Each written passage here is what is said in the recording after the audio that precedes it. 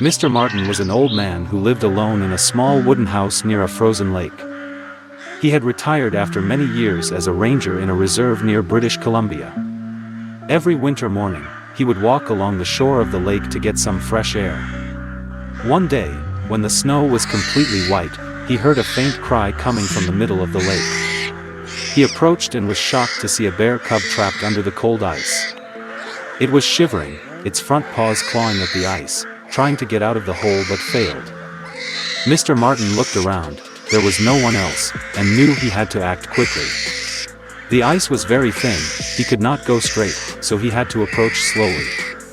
He quickly returned home, got a rope, a long stick, and an old paddle to rescue the animal. Back on the shore of the lake, he began the dangerous journey into the fragile ice. Mr. Martin tied the rope to a tree and slowly crawled across the ice, balancing on the paddle. The bear cub looked at him, its eyes filled with tears, its body cold and exhausted. The sound of the ice cracking made him shiver, but he did not stop. As he approached, he used a hook to pull the bear cub's leg out of the ice hole. The animal tried to cling to the tree, its claws lightly scratching his gloves.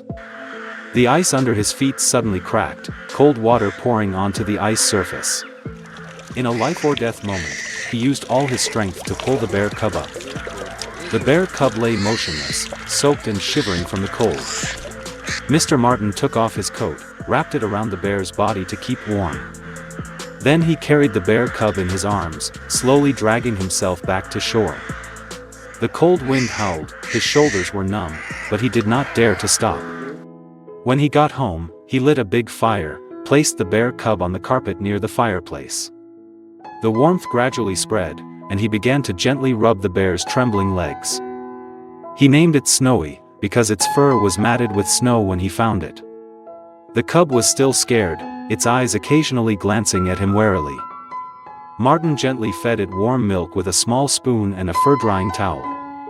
He set up a small corner in the living room, placed a towel and a soft pillow for Snowy to rest. Every day, he cooked oatmeal porridge, mixed with a little honey to nourish the bear. Snowy began to walk around the house, occasionally rubbing its head against his hand. Martin taught it to recognize the sounds of birds, the wind, and even the sound of strange footsteps. Snowy became more and more mischievous, climbing on the chair, teasing his old leather shoes. Every night he sat reading a book. Snowy lay with his head resting on his leg and sleeping soundly. A lonely old man, an orphaned bear, suddenly became close friends. He knew that one day they would have to part, but still wanted to give it the best. Winter passed slowly, warmly in the log cabin in the middle of the forest. As the snow began to melt, Mr. Martin realized it was time to return Snowy to the wild. The cub was strong enough, climbing trees and digging with natural ease. Although heartbroken, he packed his bags and led Snowy back to the forest near the lake. They set up a small camp at the edge of the forest, leaving food and towels with familiar scents. Martin hoped that Snowy's mother would still be around, and could smell her. They waited for 3 days, amid the spring breeze and the rustling of leaves in the deep forest. Snowy occasionally roared softly, as if calling someone from afar. On the afternoon of the 3rd day, a sound answered from the depths of the forest. A large female bear emerged from the shadows of the trees, approaching cautiously. Snowy stood up, let out a familiar cry, and ran toward the bear. The mother bear sniffed around Snowy, then hugged him tightly with her front paws. Martin backed away, his eyes red, not wanting to scare the mother and cub. Snowy turned, took a few steps toward him, and licked his hand one last time. The mother bear looked at Martin from afar, her eyes calm as a silent thank you. There was no roar, no threat, just mutual understanding between species. Snowy and his mother slowly turned their heads, disappearing into the depths of the forest as if they had never left. Mr. Martin stood still for hours, staring into the empty space, his heart filled with emotion. Though his heart was empty, he knew he had done the right thing for Snowy. He returned home with cold hands, but his heart was as warm as a burning stove.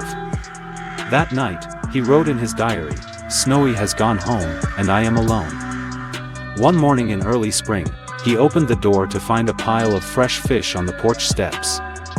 Next to it was a log full of honey and a few bear paw prints in the soft earth. Martin was surprised, thinking it might be a gift from the bears living in the forest. But the next day, there was another gift, wild mushrooms and sweet honeycomb. And so, for a whole week, the gift changed every day. One evening, he heard a noise at the door and tiptoed to look. In the pale moonlight, he saw Snowy, grown up, standing with his mother at the edge of the forest. Snowy looked at him, made a deep sound, then slowly turned away. Martin just smiled, didn't call, didn't come closer, like a silent agreement. The next day, he set up a small stake near the door, leaving a few red apples. Gifts from the forest continued to arrive regularly: fish, mushrooms, honey, and some half-eaten fruit peels. A neighbor asked him if he had a bear, and he simply replied, "No, I have a friend." Although he couldn't speak, he knew Snowy still remembered the person who had saved his life. Martin began to write down the story to send to the local conservation station. He hoped that one day, the story of this strange friendship would be known to many people. Martin planted a small maple tree at the place where Snowy was saved, as a symbol of compassion. Every spring, he left a few apples under the tree as a silent greeting. Occasionally, he still saw the shadow of the bear appear in the distance of the forest, standing looking at the porch. That friendship between man and bear didn't need language, just a sincere heart. And that was the best thing that winter left in an old man's life. Dear friend, thank you for taking the time to watch our story. If you find it interesting, don't forget to like and subscribe to the channel so you don't miss the next episodes.